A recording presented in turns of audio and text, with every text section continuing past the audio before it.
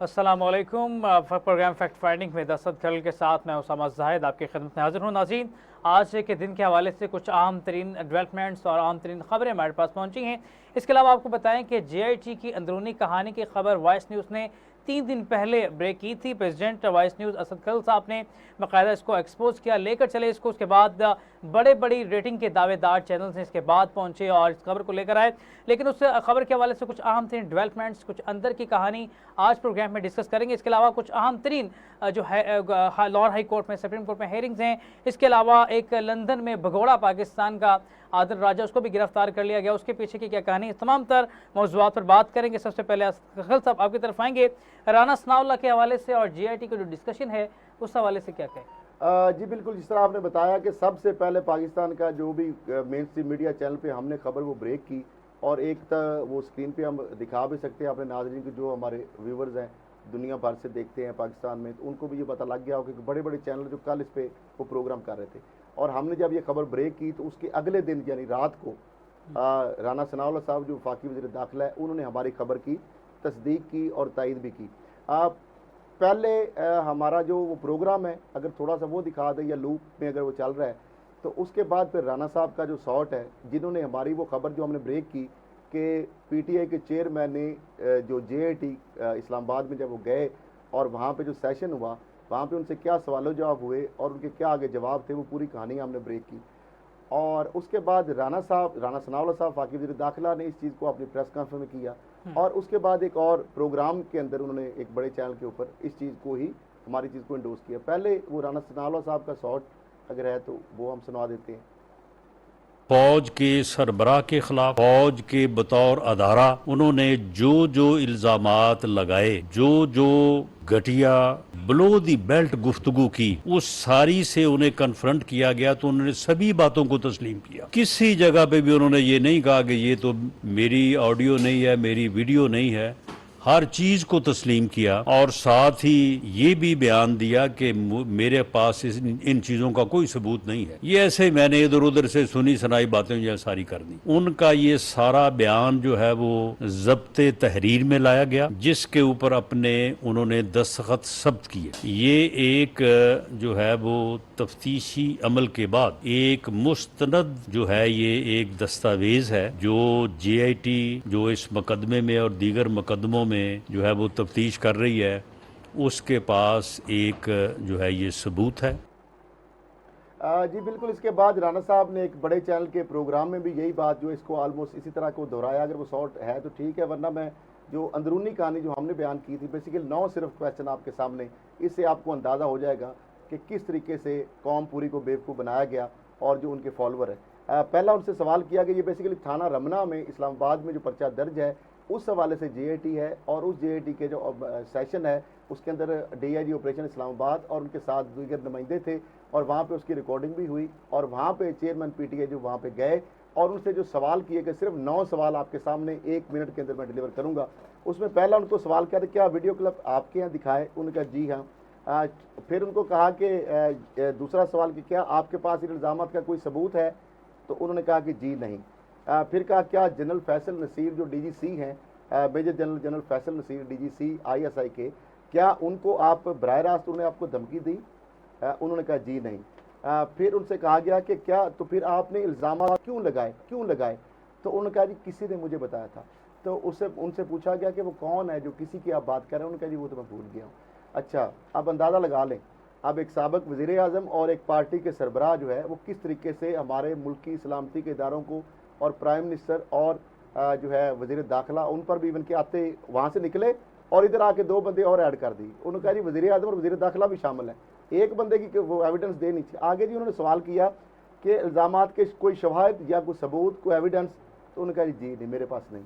ना बताने वाले बंदे का नाम उनको याद है बेसिकली, और ना ही उनके पास सबूत है। आपने DG ISI का भी नाम लिया, यानी लेफ्टिनेंट जनरल नदीम अहमद अंजम। तो उन्होंने कहा हाँ मैंने लिया था क्योंकि उन्होंने प्रेस कॉन्फ्रेंस की है। अच्छा जी, क्या आपने कभी जनरल फैसल नसीर जो है लेफ्टिनेंट जो मेजर C भी हैं ISI के, तो क्या उनसे आप मिले या वो आपको कभी मिले? तो उन्होंने कहा जी नहीं। अच्छा, फिर उसके बाद उनको कहा कि आप किसे डर्टी हैरी किसे कहते हैं? उनसे ये सवाल किया गया, तो उन्होंने कहा कि जनरल फैसल नसीर को। तो अब इसके बाद दिखाए गए तमाम क्लिप्स उन्होंने कहा जी ये मेरे हैं, और JIT के रूबरू जो है उन्होंने इस चीज़ का एतराफ़ किया, और ये भीख मांगते रहे। भीख तो खैर उन्होंने शायद उस तरह ना मांगी हो, क्योंकि एरोगेंसी बहुत ज़्यादा है उन्होंने। तो उन्होंने कहा जी आप मुझे जाने दें, ठीक है, क्योंकि फिर उसके बाद दोबारा से उन्होंने कहा जी मुझे आप जाने दें। तो जिस पर उनको उनकी दरख्वास्त पर उनको कहा ठीक है, आपने कहा बहुत जल्दी है, तो आप इस तरह करें कि ये जो आपने जो तहरीर या बयान दी है, जो रिकॉर्डिंग भी हमारे पास मौजूद है, और ये आपने जो सवाल और उनके जवाब हैं, तो प्लीज़ इस पर ज़रा सिग्नेचर भी आपने ज़रा ज़ब्ते तहरीर में ले आए, रिकॉर्ड का हिस्सा, तो वो भी उन्होंने ठीक है, आगे चलेंगे। जो है आदिल राजा पाकिस्तान का भगोड़ा है, साबिका मेजर भी कहा जाता है, उनकी गिरफ्तारी लंदन में अमल में लाई गई है, और यकीनी तौर पर जो इस वक्त पाकिस्तान तहरीक-ए-इंसाफ की मौजूदा पोजीशन है, इसके पीछे ऐसे ही अनासर हैं, ऐसे जो उन्होंने इनको वरगलाया और 9 मई जैसे वाक़यात पेश आए, इस पर क्या कहेंगे आप? देखिए, दो चीज़ें हैं, ये सारा एक इंटरलिंक चीज़ें, यानी आप देखें कि उसकी फ़ैन फॉलोइंग कौन है। आदिल राजा, साबर शाकर, मोहित पीरज़ादा, वजाहत खान, जितने भी लोग और भी इस तरह के बहुत सारे भी और नाम भी आएंगे। तो हमने तो पहले सबसे भांडा फोड़ा था 500 के वाले से, अगर क्लिप है तो वो भी हम बता दें। हमने सबसे पहले बताया था कि डाटा आ गया 500 से ज़्यादा बैरून मुल्क मुकीम पाकिस्तानियों का, सही है, और वो लोग जो हैं इनके ऊपर अब मुकदमात की सिलसिला अब शुरू हो जाएगा। उसके बाद आपने देखा फ़ौरन एक पर्चा पहले हुआ, और वो हो गया अभी मैं बल्कि ये 2 पर्चे जो है उनके हवाले से बात कर लें। एक तो लंदन की गिरफ्तारी से स्टार्ट कर लेते हैं। आदिल राजा साहब जो है, ये आपको पता है इनके ऊपर FIA पुलिस के अंदर मुकदमे हैं, थाना रमना में, आप पारा में जो मुकदमा भी हो रहे हैं, और भी बहुत सारे होंगे, आप बहुत सारे मुकदमा, एक और खबर दे रहा हूँ। तो बहरहाल इनकी फैमिली को भी उठाया गया, लेकिन इनके जो फीमेल्स हैं उनको छोड़ दिया गया, लेकिन कुछ लोग मे भी इदारों की हिरासत में हैं या नहीं है, मुझे नहीं पता। बहरहाल ख़वातीन के साथ कोई उन्होंने नहीं कहा। ठीक है। अब ये लोगों को गुमराह कर रहे थे वहाँ बाहर बैठ के कि जब FIA अलर्ट करती थी जारी, या वजारत इत्तलात व नशरियात की जानब से या वजारत दाखिला की जानब से कि हम बैरून मुल्क लोग जो है उनका डाटा इकट्ठा कर रहे हैं, उनके खिलाफ कार्रवाई करेंगे, तो ये हंसी मजाक उड़ाते थे, कहते थे हुकूमत पाकिस्तान हमें कैसे पकड़ सकती है, हमारे खिलाफ क्या एक्शन ले सकती है। तो अब इनको ये लाउड एंड क्लियर मैसेज मिल गया है कि हमारे अस्करी और सियासी जो क़यादत है उन मुल्कों से उन्होंने राब्ते किए हैं, उसमें अमेरिका, बरतानिया, जहाँ से भी हमारे उनके एग्रीमेंट से हवालगी के हैं। तो उन्होंने कहा या तो ये land of law of the land हमारी वायलेशन कर रहे हैं और संगीन किस्म की वायलेशन कर रहे हैं। क्या अपने मुल्क के अंदर आप अपनी आर्मी के खिलाफ या अपने इंटेलिजेंस इदारों के खिलाफ किसी को अलाउ करते हैं, मीडिया हाउस को या किसी सोशल मीडिया को? उन्होंने कहा नहीं। तो उन्होंने कहा या तो अपने मुल्क में अपने कवानीन के तहत इनके खिलाफ कार्रवाई करें या फिर इनको हमारे हवाले कर दें। तो ये बाकायदा अब आगाज हो चुका है इस तरीके से, जो अगर मुल्क नहीं करेंगे तो वो उनको हमारे हवाले करेंगे, या वो सिटीजन जो है वो पाकिस्तान की शहरियत अगर रिवोक भी करेंगे तो फिर भी law of the land, UN का जो चार्टर है, MLA या बाकी चीज़ें, उनके ऊपर कार्रवाई तो होनी पड़ेगी। क्या कोई मुल्क चाहेगा कि अपने मुल्क की सरजमीन किसी मुल्क के खिलाफ वो अगर इस्तेमाल करेगा, वो दहशतगर्दी को प्रमोट करे? तो मसला ये है कि शिद्दत पसंदी, इंतशार, नफरत और रियासत मुखालिफ प्रोपेगेंडे पर जो भगौड़े हैं यूट्यूबर जो है मेजर आदिल राजा के नाम से, और सबसे ज़्यादा PTI की स्पेसेस के अंदर आपने देखा ट्विटर की, वो आते हैं, और उनकी जराइम जो है पदाश में, जिन जराइम में इनको अब देखें ना बरतानिया ने पकड़ लिया, अब वहाँ तो नहीं है ना, यहाँ तो पकड़ते हैं तो उन्होंने कहना जी इंसानी हकूक की वायलेशन हो गई है, और ये जनाब नामलूम ले गए हैं, इदारे पकड़ लिया है, जी ज्यादती हो रही है, तो वहाँ पकड़ा गया ना। तो ये जो इधर आएंगे या तो या उधर पकड़े जाएंगे, ये अब इनको घेरा बड़ा सख्त कर दिया। ऐसे नासर का खात्मा होना चाहिए। अच्छा, अब मसला ये है कि उन्होंने शरपसंदी की उकसाना, आवाम को नफरत अंगेजी की तरफ उभारना, बेबुनियाद और गलत मालूमात का प्रचार, रियासत मुखालिफ प्रोपेगेंडा, सास मालूमात की गैर कानूनी तशहीर और मुल्क भर में फसादात को जन्म देने वाले नासर का हिस्सा बनना शामिल है। ऐसे तमाम शरपसंद नासर जो भी मुल्क से बाहर बैठ कर रियासत मुखालिफ सरगर्मियों में मुलव्वस हैं, आदिल राजा की गिरफ्तारी उनके लिए एक मिसाल है। हमारे अस्करी और सिविलियन क़यादत की जानब से ये बड़ा strong loud and clear message है उन लोगों को जो गुमराह कर रहे थे और खुद भी ये काम कर रहे थे। ठीक है। अब ज़राए जो है हमारी बरतानिया में जो बात हुई है वो ये कहते हैं कि बरतानिया के कवानीन के तहत इनके ऊपर कहता पब्लिक आर्डर एक्ट, इंसदाद दहशतगर्दी एक्ट, वहाँ पे भी अब अंदाज़ा लगा लें। अच्छा, फिर और कम्युनिकेशन एक्ट के खिलाफ वर्जी पर अवाम को उकसाने, अफरा तफरी फैलाने और इशार के सबब गिरफ्तार किया, और किसी भी शरपसंद जो है उसकी मैं समझता हूँ कि गुनाहों इकदाम जो है उसकी माफ़ी नहीं दी जा सकती। एक तो ये मुकदमा होंगे, सही है, और वहाँ उनकी गिरफ्तारी होगी। और नासिर भट्ट साहब जो है उन्होंने इसके हवाले से जनवरी से आगाज़ किया था, जो नवाज शरीफ के दाएं बाएं आपको देखे जाते हैं, नून लीग के उहदेदार भी हैं, जो अरशद की जो मलक की वीडियो के हवाले से उनका किरदार था, उन्होंने कहा कि बहुत बड़ी धमाका खेज आपको खबर दी जाएगी इस हवाले से, और कुछ देर पहले उन्होंने इंकशाफ ट्वीट भी किया। अब आ जाते हैं जी, ये एक और मुकदमा हो गया और ये मुकदमा जो है ये भी इस्लामाबाद में हुआ है, और ये तोड़ फोड़ के हवाले से बगावत पर उकसाने के इल्ज़ाम में ये एंकर जो है साबर शाकिर साहब जो है उनके ऊपर डॉक्टर मोहित पीरज़ादा साहब और सैयद अकबर हुसैन है, इनके खिलाफ आपको पता है मोहित पीरज़ादा साहब बैरून मुल्क है और साबर शाकिर साहब और सैयद अकबर हुसैन भी गालिबन बैरून मुल्क है, मुझे अब इसके बारे में अथेंटिक नहीं है पता। तो अब ये 9 मई को जो अदारों के मीडिया के जरिए इदारों के खिलाफ बगावत पर उकसाने और तोड़ फोड़ के हवाले से इनके खिलाफ मुकदमा दर्ज किया गया और मुकदमा थाना आपारा में इंसदार दहशतगर्दी और बगावत और दीगर इल्ज़ाम के तहत दर्ज किया। और FIR के मतन जो क्रक्स है उसके मुताबिक ये है कि मुलजमान ने वीडियो पैगाम सोशल मीडिया के जरिए सादा लोगों को उकसाया, और मतन का कहना है कि अस्करी तनसीबात पर हमला करके मुल्क में बगावत और इंतशार जो है फैलाना चाह रहे थे, और मुनज़्ज़म साजिश के जरिए गैर मुल्की और दुश्मन एजेंसियों के आलाकार बने हुए हैं। ये FIR का मतन है, मेरा ये इल्ज़ाम नहीं है। और इसके साथ साथ एक और मुकदमा भी दर्ज हुआ, वो हुआ थाना रमना में।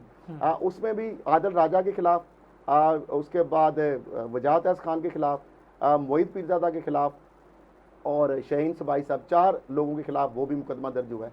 तो अब मसला ये है कि ये जो सारी चीज़ें हो रही हैं, इससे आप अंदाज़ा लगा सकते हैं कि किस तरीके से ये लोग बाहर बैठ के आवाम को गुमराह कर रहे थे और डॉलर कमाने के लिए सिर्फ, क्योंकि यूट्यूब पे इस तरह की आपने झूठी अफवाहें इदारों रियासती इदारों के खिलाफ, तो जो मुल्क दुश्मन हमारे, जो अजली दुश्मन भारत और दुश्मन जो हमारी ताकतें हैं या हॉस्टाइल एजेंसी हैं जो एंटी पाकिस्तान या जो स्लीपर सेल हैं या जो हैंडलर सहूलतकार, वो अरबों डॉलर लगा के 75 साल में वो काम नहीं कर सके। यानी फौज इदारों के खिलाफ, सुप्रीम कोर्ट के खिलाफ अंदर बगावत करने की कोशिश करना, उनके खिलाफ आवाम को ला खड़ा करना, अंदर से म्यूटनी करने की कोशिश करना, तो ये वो काम कर रहे थे इस आड़ में कि हम PTI के फॉलोअर है और मुहिब वतन पाकिस्तानी है। और जनाब ये सारा कुछ ये ना DGIRC को पता है, ना आर्मी चीफ को पता है, इनको सब पता है। यानी ये सुपरमैन बने हुए थे वहाँ पे, क्रेडिबल इंफॉर्मेशन सारी चीजें इनके पास आ रही सही है। अब इसके बाद और भी चीजें हैं, बहुत इलेक्शन केस के हवाले से कुछ जजमेंट रिव्यू केस जो है सामने आया है, उस हवाले से कुछ डिस्कशन कर लें। जी थोड़ा सा मैं अगर चूंकि मेरे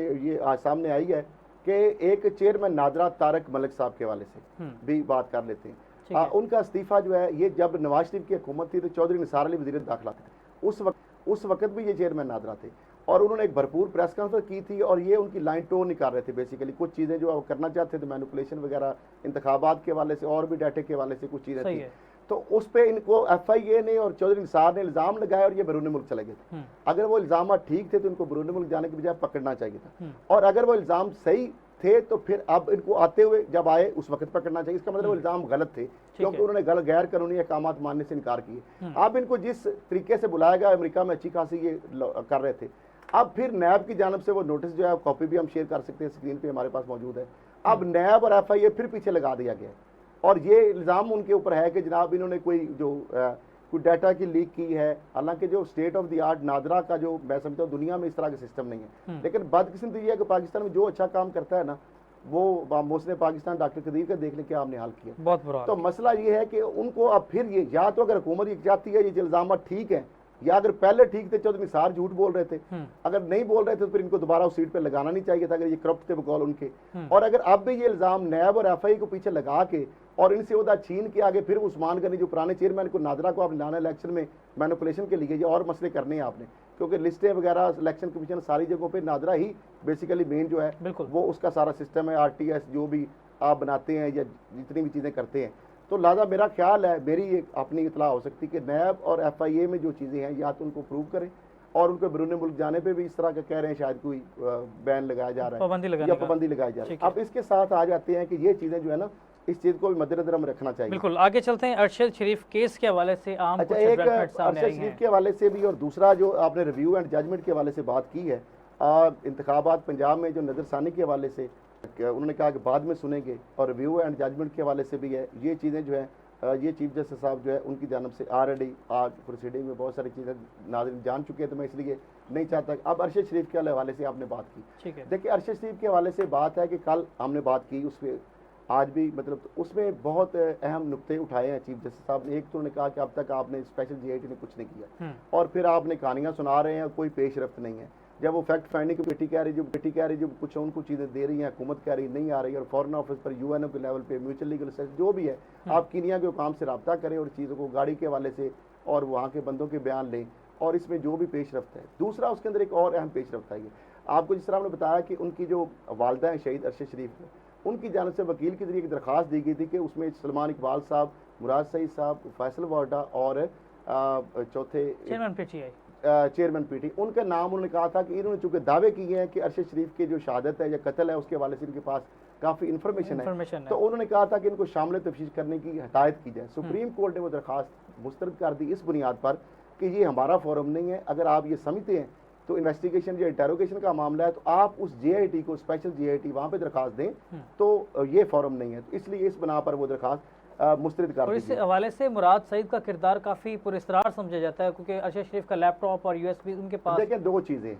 इसके अंदर, एक आप गौर से देखिए, एक ये है कि अरशद शरीफ बाहर नहीं जा रहे थे, मैं ये वो बातें बता रहा हूँ जो मेरे नॉलेज में है। ठीक है, अरशद शरीफ बाहर नहीं जाना चाह रहे थे, बावजूद इसके PTI उनको भिजवाना चाह रही थी। सही है, PTI चेयरमैन और मुराद सईद और एंड कंपनी उनको भिजवाना चाह रहे थे, और जिस तरह लाशों की सियासत 9 मई को होनी थी, मसला ये है कि वो नहीं जा रहे थे। उसके बाद इन्होंने क्या किया कि वजारत दाखिला ने नहीं किया, नेशनल जो काउंटर टेररिज्म अथॉरिटी नेक्टा ने किया, KPK की हुकूमत से उसके होम डिपार्टमेंट से एक थ्रेट अलर्ट जारी कराया गया, और थ्रेट अलर्ट के अंदर बताया गया कि TTP टाइप इस टाइप का वो शायद आपके ऊपर हमला कर रहे हैं, वो डराने के लिए। फिर उसके बाद पेशावर एयरपोर्ट से उनको करवाना, और वहां पे किसकी तैनाती थी, गाड़ियां किसकी इस्तेमाल हुई, फिर दुबई में उसको किसने अप्रोच किया आगे ले जाने के लिए, वो कौन लोग थे, ये चीजें बड़ी, और फिर आगे जो लोग हैं उनका किन से राब्ता था।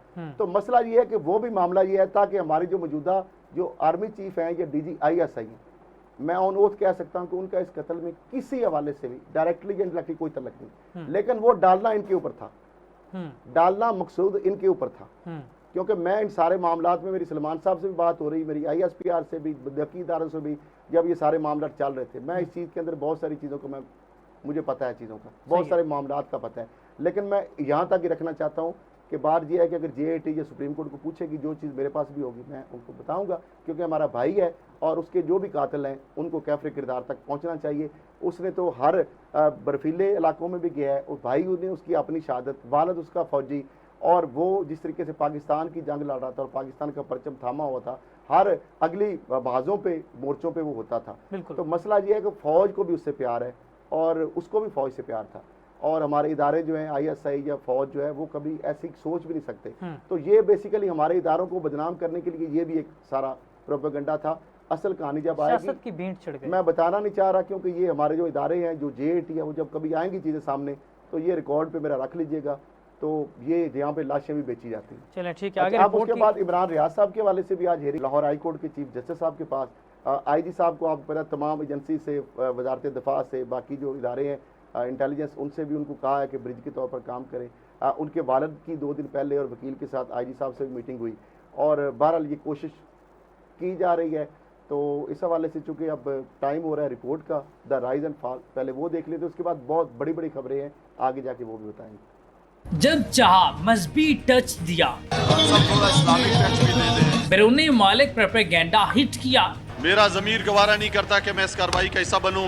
मैं इस चेयर से उठूंगा और एया सादिक जो है वो यहाँ पे आके इजलास चलाएंगे। फॉरेन फंडिंग हो या अल कातिल ट्रस्ट, सबका सच बताने से कासिर। BRT में खरबों लगाया, बिलियन ट्री मंसूबा भी बनाया। जमान पार्क 4 बार सिक्योरिटी फोर्सेस पर हमला भी करवाया, हाथ किसी के ना आया। फिर एक दिन ऐसा भी आया, कुछ ने मांगी माफी और कुछ को दौड़ाया।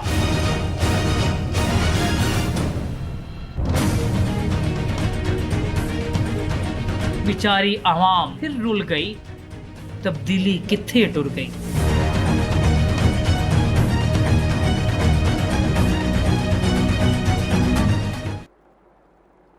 तब्दीली कितने टुर गई, वो तो आपने किरची किरची होते देखा कि जो दाएं और बाएं और आगे और पीछे जो होते थे, उसामा तो बड़े वहाँ पे जमान पार्क आप भी देखते, किधर गए आज लोग। वो जमान पार्क इस वक्त जमान पार्क की सूरत हाल ये है, वहाँ पर हूँ का आलम है। खाने वाले तो मजनू बहुत थे, खून देने वाला मुझे कोई नज़र नहीं आया। भाग गए सारे, 9 मई के बाद कुछ नज़र नहीं आया वहाँ पर। नाज़रीन, आपने ये तमाम तर टॉपिक्स देखे। अरशद शरीफ जो कि हमारे सीनियर जर्नलिस्ट थे, हमारे भाई थे, हमारे कलीग थे, उन्होंने पाकिस्तान की मिट्टी के लिए सियासत की भीड़ चढ़ गई और पाकिस्तान की मिट्टी के लिए उन्होंने जान दी, लेकिन परदेश में जाकर जान दी। ये तमाम तर मौज़ूआत आपने देखी। ब्रेक के ऊपर चलते हैं। ब्रेक के बाद जहांगीर तरीन की नवाज शरीफ के साथ मुलाकात के हवाले से, जब नवाज शरीफ थे, साफ़ी ने सवाल पूछा तो उनका क्या जवाब था, उस हवाले से भी आपको बताते हैं। इसके अलावा कुछ अहम तरीन जो डेवलपमेंट्स हैं सियासत के अंदर आज के हवाले से, उस हवाले से बात करेंगे। लेते हैं छोटे से ब्रेक, और ब्रेक के बाद दोबारा से।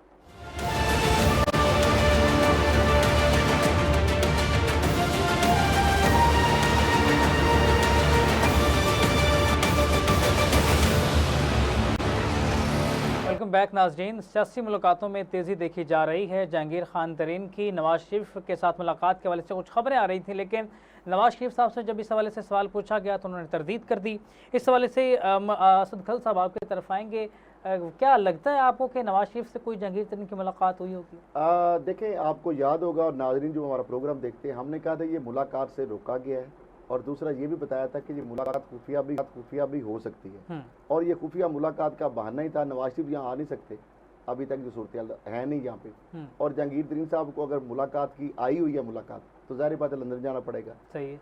और लंदन जाना है तो उन्होंने मुलाकात करनी है या नहीं करनी वो राज है, और मैंने बताया था पहले कि वो दोनों की फ्रीक्वेंट की मर्जी से वो आश्कार होना है। सही है, ठीक है। अब आज नवाज शरीफ साहब से ये सवाल पूछा गया तो उन्होंने येस और नो में जवाब नहीं दिया और वो खामोशी हाँ का जवाब है। हाँ जी, खामोशी को हाँ का जवाब साफ़ी असूलों के मुताबिक तो हमने यही कहा है कि जब कोई बंदा किसी चीज़ की तरदीद नहीं करता ना, जब उससे पूछा जाता है कि आपकी फ़लाँ ये आपके बारे में इल्ज़ाम है तो आप इस पर क्या कहते हैं या आपकी मुलाकात हुई, तो जब खामोश हो जाए ना तो इसका मतलब ये है कि या तो अपने दफा में कहने के लिए उसके पास कुछ नहीं है और या उसे तस्दीक या नीम रजामंदी समझा जाता है। सही है। ये हमने जो सीखी हैं चीज़ें। बहरहाल एवरीथिंग इज़ पॉसिबल और कोई भी चीज़ जो है मुमकिन नहीं भी है कुछ भी हो सकता है, मे भी होती है, मुलाकात नहीं होती। तो हम ऐसे हवाई बातों पे मैं नहीं समझता कि हमें बात करनी चाहिए। सही है। आज बड़ी दो ईवान जो है कौमी असम्बली के अंदर और ईवान बाला के अंदर, ईवान बाला के अंदर कुछ दिन पहले की शायद है वीडियो, लेकिन आज कौमी असम्बली के अंदर जो बड़ा माहौल है वो गर्मा गर्म रहा है। ख्वाजा आसफ साहब बातें बड़ी करते हैं, लोगों की दिल की बातें करते हैं, और जो पिन ड्रॉप साइलेंस थी और मेरा दिल कर रहा है कि आज पूरी स्पीच उनकी सुनाएं और वहाँ पे किस तरीके से उसको भी। जी ख्वाजा आसफ साहब। हमारे यहाँ भी 7 वाला दायरा है, 16 लाख रुपए तनख्वाह लेते हैं, चले हमें चौथा हिस्सा दे दें। 7 गाड़ियां भी हैं, 7 गार्ड भी हैं, 7 ट्रैफिक भी खड़ी हो जाती है और 7 तड़ियां लगाते हैं, इसी अदारे को तड़ियां लगाते हैं। मैं नहीं कहता ये काबिल रश्क था ये अदारा, लेकिन जिस दिन कादी फायज ईसा के खिलाफ रेफरेंस पेश हुआ था उस दिन इस अदारे में जो है रखना पड़ा था। लेकिन इतने नाजुक मिजाज हैं यहाँ पे कि लोग 2-2, 3-3 जो है वो वजीर आजम खा गए हैं। रियल एस्टेट में ऐसे लोग हैं, टेलीविजन के ऊपर नाम लेना जो है मना है। मसलन मलक रियाज है, आप मलक रियाज का नाम किसी टेलीविजन स्टेशन पे नहीं चैनल पे नहीं ले सकते। इस तरह तो दामाद भी नहीं रखे जाते जिस तरह ये हमारे ये लोग हैं। पॉवर्टी एलिविएशन बोर्ड के जो चीफ इस वक्त एक्टिंग चीफ एग्जीक्यूटिव है, उसकी तनख्वाह जो है 27-28 लाख की। और नूर आलम बुलाओ ना यार उसको, खुदा का वास्ता बुलाओ उसको। आज भी हमारे सर पे मंडरा रहे हैं बादल के IMF हमें प्रोग्राम देगा या नहीं देगा। हमारे यहाँ भी 7 वाला दायरा है, 16 लाख रुपए तनख्वाह लेते हैं, चले हमें चौथा हिस्सा दे दें। हम जुर्रत कर सकते हैं, हमें चौथा हिस्सा ही दे दें।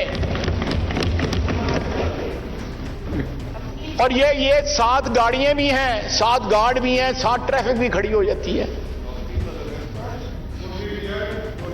और 7 तड़ियां लगाती हैं, इसी अदारे को तड़ियां लगाते हैं। आप देखें कौन सा अदारा है जिसको जंग नहीं लग गया या जिसको दीमक नहीं लग गई। मैं नहीं कहता ये काबिल रश्क था ये अदारा, लेकिन जिस दिन कादी फायज ईसा के खिलाफ रेफरेंस पेश हुआ था उस दिन इस अदारे में जो है रखना पड़ा था, दराड़ आई थी। और आज वहां पे जो दराड़ है उस दिन पैदा हुई थी। अगर इन लोगों को अपने अदारे की मोहब्बत होती, अपने अदारे के वकार का ख्याल होता, तो वो उस रेफरेंस के मौजूदगी में या उस रेफरेंस के इशू के ऊपर सच के साथ खड़े होते हैं, अदल के साथ खड़े होते हैं। लेकिन ना सच के साथ खड़े हुए, ना अदल के साथ खड़े हुए। और आज जो है परसों उन्होंने फैसला दिया है कि 3-2 का फैसला ये है और 4-5-4-3 का फैसला ये है। इस तरह बातें दुरुस्त नहीं होती। हमारी जो तारीखी गलतियां हैं वो इस तरह दुरुस्त नहीं हो सकती। लेकिन इतने नाजुक मिजाज हैं यहां पे कि लोग 2-2, 3-3 जो है वो वजीर आजम खा गए हैं, हजम कर गए, डकार भी नहीं लिया। सर रियल एस्टेट में 500 अरब रुपया जो है वो टैक्स नहीं दिया जाता। अगर वो टैक्स सही तरह अदा करें तो 500 अरब रुपया जो है आपके कौमी खजाने को जो है उसमें ज्यादा आएगा, उसको फायदा होगा। उसके बाद तंबाकू है, रियल एस्टेट में ऐसे ऐसे लोग हैं जिनका टेलीविजन के ऊपर नाम लेना जो है मना है, मसलन मलिक रियाज है, वो जो 190 मिलियन की डकैती है उसमें वो भी शामिल है। आप मलिक रियाज का नाम किसी टेलीविजन स्टेशन पे नहीं ले, चैनल पे नहीं ले सकते। 500 अरब रुपया जो है ना, 500 अरब रुपया चोरी हो रहा है अंडर इनवॉइसिंग और लैंड वैल्यूएशन के मद के अंदर जो है ना, वो ये सारा पैसा चोरी हो रहा है। इस तरह तो दामाद भी नहीं रखे जाते जिस तरह ये हमारे ये लोग हैं ना।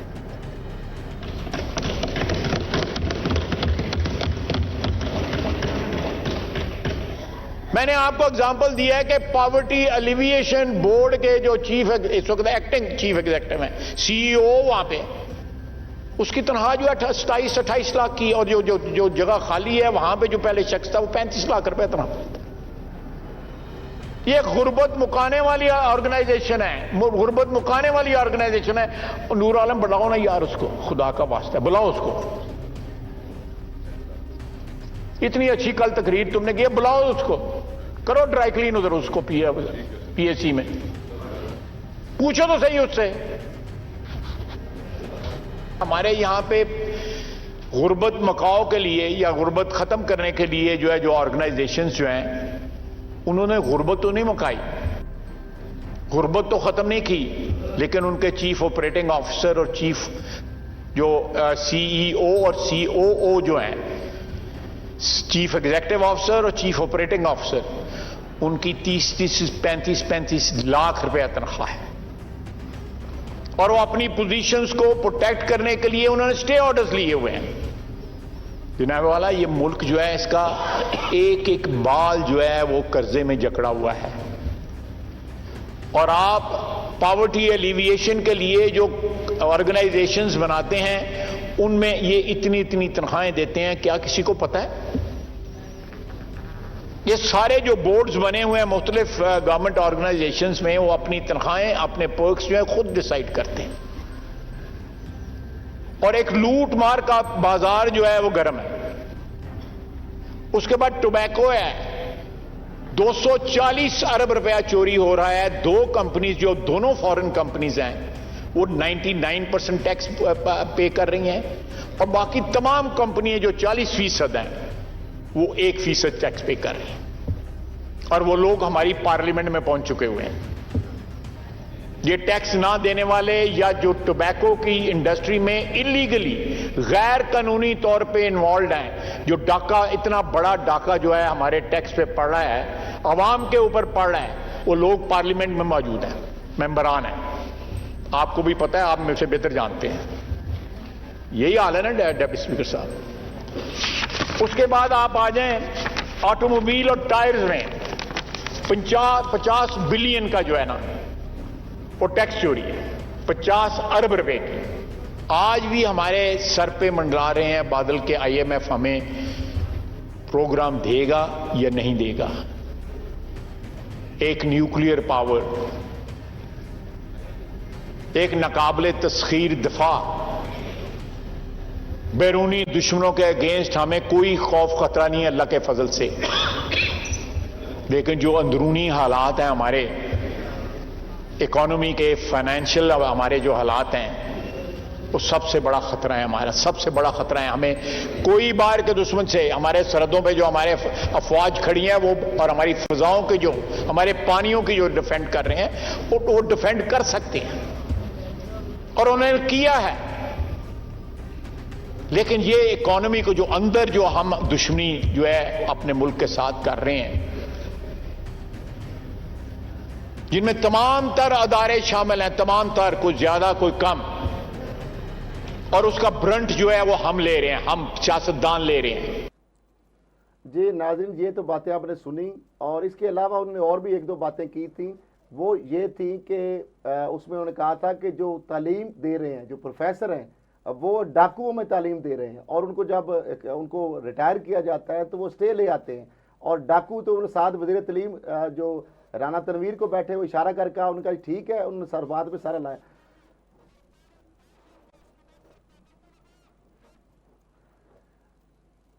जी जी हाँ, अब मसला ये है कि ये ऐवान बाला में सेंटर मुश्ताक अहमद ने एक अवाम के दिल की बात की है, वो भी जरा सुन लें। जी अब देखिए सेंटर इस तरह ख्वाजा आसिफ वज़ीर दिफा ने दिल की बातें की हैं, मुझे बहुत अच्छा लगा है, तो इतनी लंबी तकरीर हम नहीं चलाते, लेकिन सेंटर मुश्ताक अहमद ने ईवान बाला के अंदर भी इसी तरह से बातें की हैं। देखिए जब हमारी क़यादत लीडरशिप ऐसी होगी जो ईवानों के अंदर जाके इस तरह की बातें करेगी, स्ट्रेटजी मेयर के हवाले से बातें करेगी, डाकुओं चोरों अरबों लूटने वालों को बेनकाब करेगी, और जो ख्वाजा आसिफ साहब ने कहा कि मलक रियाज और इस तरह के नाम नहीं चल सकते, हम तो चला रहे हैं, हम भी पाकिस्तान का, तो यहाँ पे कोई कदगन नहीं है, सेंसरशिप भी नहीं है पाकिस्तान के अंदर, मीडिया आज़ाद है। अगर अपने तौर पे पैसे लेके को अगर 2 नंबरियां कर रहा है कोई चैनल, तो उसमें आज़ादी के सहाफ़त के ऊपर कोई सेंसरशिप नहीं है। आपने देखा चला है, तो सेंटर मुश्ताक साहब की उन्हीं की ज़बानी सुनते हैं, उन्होंने भी मेरे दिल को और आवाम के दिल की बात की है। अगर वो शॉर्ट रेडी है तो चलाएं प्लीज़। अच्छा तो चले आप इस हवाले से दूसरा छोटा सा बात कर लेते हैं। देखिए एक तो एक गवर्नर जो है केपी के गालबन या सिंध के हवाले से टाई पड़ गई है, कोई एनपी का गालबन है गुलाम अली साहब जी बिल्कुल, और उसके ऊपर अब पीपल्स पार्टी और नून लीग जो है वो आपस के अंदर तनाजा खड़ा हो गया जी। और दूसरा आप देखें वहां पे फड्डा पड़ गया और वो आफ्टर शॉक्स पहुंच गए लाहौर तक। पीसीबी की चेयरमैनशिप जो है उसके ऊपर भी आपको पता है बिलावल साहब, जरदारी साहब और उनके जो खेल के मिनिस्टर हैं, जो बैनुल सूबाई जो वजीर भी हैं मजारी साहब ये कहते हैं कि हमारे पास स्पोर्ट्स की मिनिस्ट्री है तो इसलिए ये हमारा हक है। और बिलावल साहब और जरदारी साहब ने कहा, ज़िका अशरफ आपको पता है ZTBL में उन्होंने चेयरमैन लगाया, पहले पीसीबी के चेयरमैन भी उन्होंने लगाए, उनके बड़े करीबी हैं। तो जरदारी साहब को तो हेलीपैड भी देख रहे, कजाफी स्टेडियम में चेयरमैन बन जाएंगे तो वो तो वैसे ही फिर यूज कर लेंगे, साथ घर भी देख रहे हैं गुलबर्ग में हफीज सेंटर के पीछे कजाफी के साथ, मॉडल टाउन में देखे तो लाला बेस कैंप उनका बन जाएगा। उनकी मुलाकात भी हुई शहबाज शरीफ साहब से, सेठी साहब की, वहाँ पे उन्होंने ये कहा कि आप चेयरमैन अभी मैनेजमेंट कमेटी है तो आपको चेयरमैन बनाया जाएगा। जरदारी साहब कहते हैं कि ज़िका अशरफ को बनाया जाए। अब ये मसला जो है ये फड्डा पड़ गया है। मैं नहीं समझता हूं कि जरदारी साहब अगर वापस नहीं मौक़िफ़ से हटते, ने कोई मुलाकात की भी कोशिश की है जरदारी साहब से। जरदारी साहब से वो हर तरफ मुलाकातें कर लेते हैं, उनकी एहलिया जो है वो। तो अब मसला ये है कि सेंटर जो मैं अगली में आपको बात देता हूँ, अगर जरदारी साहब मौक़िफ़ से पीछे नहीं हटते तो इनको नहीं बनाया जाएगा, ज़िका अशरफ भी बनेंगे, लेकिन सेठी साहब को वफाकी हुकूमत एम्बेसडर भी बना सकती है, उनको किसी और जगह पे ओब्लाइज कर सकती है। जारी बात है उनको मसला तो वही है ना, तो % फिर सरकारी लेना, तो पहले भी निगरान वज़ीर आला उनको बनाया गया पीसीबी के चेयरमैन, तो लादा उनको वो अकोमोडेट कर लेंगे, जरदारी साहब पीछे नहीं हटते। या फिर तो शॉर्ट जो है अभी सेंटर मुश्ताक साहब की जो बात है वो बड़ी इंपॉर्टेंट है, मेरे दिल को लगी, आवाम की बात है, इसलिए वो सुनते हैं। अगर इनकलाबियत है हुकूमत के अंदर, अगर इखलास है आवाम के साथ, तो 6 माह के लिए सरकारी गाड़ियों के इस्तेमाल पर पाबंदी लगाए, लोग पैदल दफाते रहे, लोग साइकिलों के ऊपर दफाते रहे, और कोई जर्नल, कोई जज, कोई पार्लियामेंटेरियन, कोई वजीर वो सरकारी गाड़ी और सरकारी पेट्रोल को इस्तेमाल ना करे। मिस्टर चेयरमैन, मैं इस हुकूमत से कहता हूं, पीडीएम की हुकूमत से कहता हूं, ये कहते हैं कि हुकूमत, ये गुज़िश्ता हुकूमत ने मुआहिदे किए हैं, ठीक है गुज़िश्ता हुकूमत ने मुआहिदे किए हैं, ये कहते हैं कि गुज़िश्ता हुकूमत ने मईशत का बैंड बजा दिया, ठीक है गुज़िश्ता हुकूमत ने मईशत को ठीक नहीं किया, मईशत का बेड़ा गर्क कर दिया, लेकिन अगर ये सब कुछ आपको पता था तो आपने क्यों हुकूमत ली? क्यों हुकूमत ली? आप क्यों हुकूमत के अंदर आए? अगर आप बिजली और आप पेट्रोल और आप डीजल और आप उसको सस्ता नहीं कर सकते, आप महंगाई को खत्म नहीं कर सकते, तो आपको किसने कहा था कि पंगा ले? आपको किसने कहा था कि हुकूमत ले? इसलिए मिस्टर चेयरमैन, अब इससे काम नहीं चलेगा, बहानों से काम नहीं चलेगा। कौम गुस्से में है, कौम के आंखों में खून उतर आया है। एक तरफ ये अशराफियों के, वज़रा के अय्याशियां देख रहे हैं, प्रोटोकॉल कल्चर देख रहे हैं, बैरूनी दौरे देख रहे हैं, एक एक सफे के इश्तिहारात देख रहे हैं, दूसरी तरफ बिजली नहीं है, आवाम गैज़ो गज़ब का शिकार है। डरो उस दिन से, डरो उस दिन से जब ये भूखे, जब ये नंगे, जब ये महंगाई के मारे अवाम तुम्हारे मोहल्लात का रुख करेंगे, तुम्हें मोहल्लात के अंदर बना नहीं मिलेगा। रहे हैं जहर खाने के पैसे कहते नहीं है, लेकिन 1 दर्जन अखबारात में आधे सफे के इश्तिहारात दे रहे हैं। मैं पूछना चाहता हूं ये जो अखबारात में जाती तशहीर के इश्तिहारात दे रहे हैं, ये आपके बाप का पैसा है या कौम का पैसा है? मिस्टर चेयरमैन, वजीर आजम कहते थे कि अगर महंगाई खत्म नहीं की और अरजानी नहीं लाया तो मैं कपड़े बेचूंगा। मैं वजीर आजम से कहता हूं, वजीर आजम साहब, अगर यह सूरत हाल रही तो कपड़े बेचने की जरूरत नहीं पड़ेगी, लोग आकर खुद तुम्हारे कपड़े बेचेंगे। IMF के अहकामात की वजह से इन्होंने सब्सिडीज खत्म की है। IMF के पास पाकिस्तान की आजादी को गिरवी रख दिया। आज IMF के लिए पाकिस्तान के अवाम को वो नचोड़ रहे हैं और पाकिस्तान के अवाम के ऊपर महंगाई का, बिजली का, पेट्रोल और डीजल के उसके बम जो हैं वो गिरा रहे हैं। मिस्टर चेयरमैन, मुझे अफसोस तो इस बात का है कि हुकूमत जो है वो अपने मराद खत्म नहीं कर रही, अपने प्रोटोकॉल कल्चर खत्म नहीं कर रही, करप्शन के ऊपर हाथ नहीं डाल रही और सारा बोझ जो है वो अवाम के ऊपर मुंतकिल कर रही है। एक तरफ तो ये सूरत हाल है, दूसरी तरफ हमारे जजेस, हमारे जर्नल, हमारे MPs, हमारे MNS, हमारे सेनेटर्स, हमारे हुकूमती वज़रा, ख्वाह वो सूबों में है या वफाक में है, बड़े पैमाने पर मुफ्त पेट्रोल इस्तेमाल कर रहे हैं और सरकारी खजाने से, कौम के पैसे से वो अयाशियां कर रहे हैं। इसलिए अगर आप कौम के ऊपर बोझ डाल रहे हैं, कौम के ऊपर महंगाई का बम गिरा रहे हैं, साहब की तकरीर सुने महंगाई का बम गिरा रहे हैं, तो ये जो इलीट तबका है, ये जो अशराफिया के नाम पर बदमाशियां है, इनके ऊपर भी बोझ डाले। मिस्टर चेयरमैन, ये जो सरकारी गाड़ियां हैं, हुकूमत के अंदर अगर इनकलाबियत है, हुकूमत के अंदर अगर इखलास है अवाम के साथ, तो 6 माह के लिए सरकारी गाड़ियों के इस्तेमाल पर पाबंदी लगाए, लोग पैदल दफाते रहे, लोग साइकिलों के ऊपर दफाते रहे और कोई जर्नल, कोई जज, कोई पार्लियामेंट। नाज़रीन, आपने ये देखा और चूंकि चेयरमैन सेनेट की भी आपने बीच में इंटरवेंशन सुनी और उन्होंने कोई वर्ड इसमें स्पंज नहीं किया। ये ईवान बाला की कार्रवाई का बाकायदा हिस्सा है और असलियत TV जिन्होंने ये वीडियो बनाई उनको भी हम अप्रिशिएट करते हैं, उनको क्रेडिट देते हैं। और इसके साथ जिस तरह ख्वाजा आसिफ साहब ने बात की वो भी बड़ी दिल को लगने वाली बातें थी। बहरहाल उसमें कुछ ऐसे भी थे कि कमा तीनू सुनावा नोनू तो इशारे थे, लेकिन बहरहाल पाकिस्तान के लिए अच्छी बात है। लेकिन एक the legacy of Nawaz Sharif के वाले से एक रिपोर्ट है, अब वो देख लेते हैं।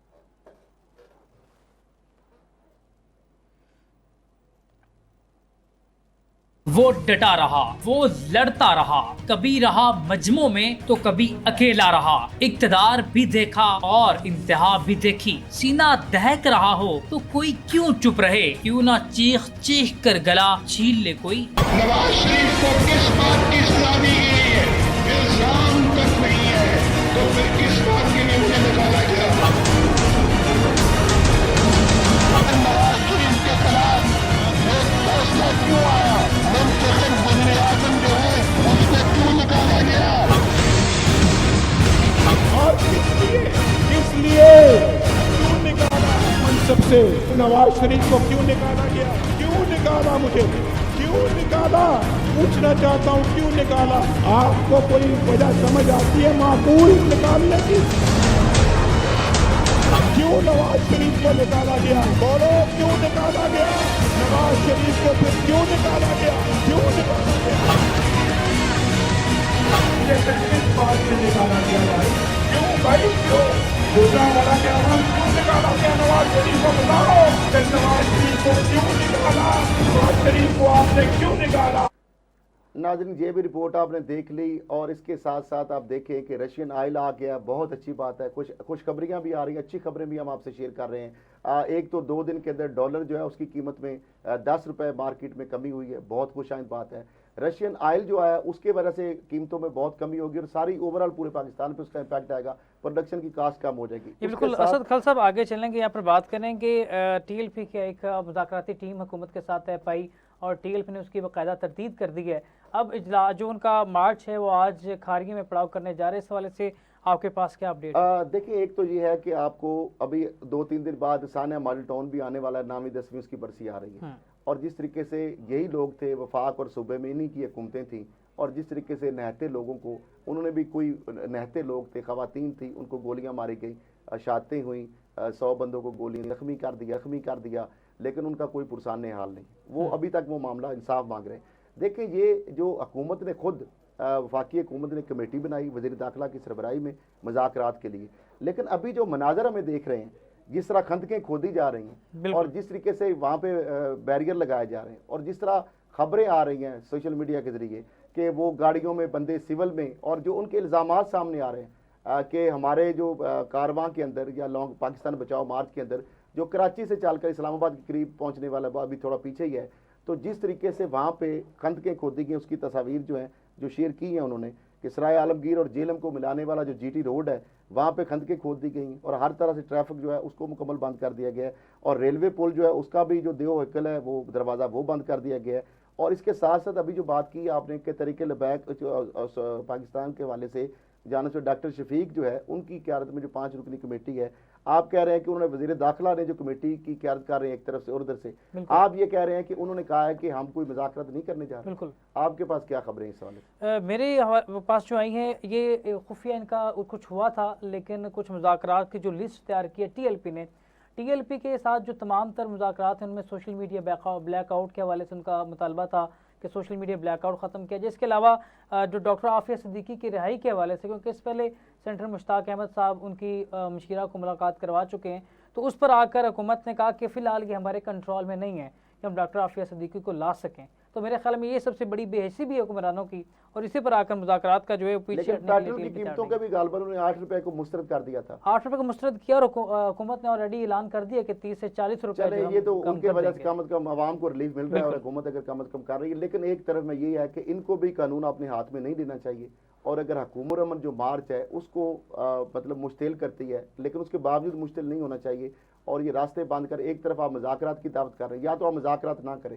अगर ये तंजीम के ऊपर जो पीटीआई ने बैन लगाया 15 जो है अप्रैल को गालबन 2021 को, तो या तो अगर ऐसी बात है तो फिर आप मुज़ाकरात क्यों कर रहे हैं? टीएलपी ने कुछ ऑफिशियल वीडियोस जारी की हैं कि पुलिस वैन्स के अंदर कुछ वो चले हैं, बहरहाल हम उसको ऑथेंटिक चीज़ें में भी कोई डॉक्टर भी हो सकती है, इस तरह पे हम नहीं जाना चाहिए। हमें यह है कि हुकूमत को भी रिस्ट्रेंट जो है पेशेंस का गुजारा करना चाहिए, और अगर वो जाते हैं अगर वो वायलेंस करेंगे तो बहुत सारी बातें 9 मई में जिन्होंने वायलेंस की है फिर उनका इबरतनाक अंजाम हुआ है। तो मैं समझता हूँ कि अब कौमी धारे में अगर कोई आ रही है पार्टी और पीसफुली वो तिनका गमला नहीं तोड़ा, किसी को उन्होंने कोई हर्ट नहीं किया, कोई परेशान नहीं किया रास्ते में, तो अगर आप इस तरह की सिचुएशन क्रिएट करके और उनको मजबूर करेंगे तो फिर भी हम कहते हैं कानून को उनको हाथ में नहीं लेना चाहिए। और अगर गवर्नमेंट जो है वो कंटेनर इस्लामाबाद में भी रख रही है, पिंडे में भी रख रही है, ये खंदकें खोदेगी, बजाय इसके कि आप उनसे मुज़ाकरात, जो अब आपने कमेटी बनाई है ना, हुकूमत ने बनाई है, वज़ीर दाखिला ने, मैंने तो नहीं बनाई, अगर मुज़ाकरात करना चाहते हैं, आप मुखलिस हैं, तो क्यों आप इस तरह का सिचुएशन क्रिएट करते हैं कि एक लॉ एंड ऑर्डर की सिचुएशन पैदा हो जाए,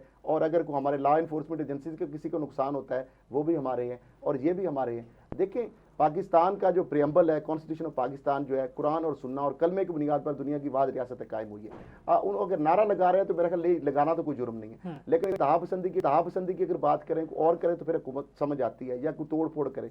तो मसला ये है कि ये जो चीज़ें हैं इस पर उनको भी पेशेंस का मुजाहरा करना चाहिए, रिस्ट्रेंट करना चाहिए और इजाज़त लेनी चाहिए। पिंडी इंतजामिया या इस्लामाबाद अगर जाना है तो प्रॉपर SOP हो ताकि सिक्योरिटीज़ के इशू ना हो, क्योंकि जो थर्ड पार्टी होती है, बाहर की मुल्क दुश्मन जो कूदते हैं वो भी फ़ायदा उठा सकती हैं ऐसी सिचुएशन में। तो हम नहीं चाहते, हुकूमत को भी इस चीज़ पे पेशेंस का मुजाहरा करना चाहिए और उनको भी करना चाहिए। जिस तरह उन्होंने कहा कि हमारे बंदे नहीं करेंगे तो ये सारे मनाजर तो कलम हो जाएंगे कैमरे में, इदारों के लोग भी मौजूद होंगे, अपने भी उनके लोग मौजूद हैं, मीडिया भी कवर कर रहा है उन चीज़ों को।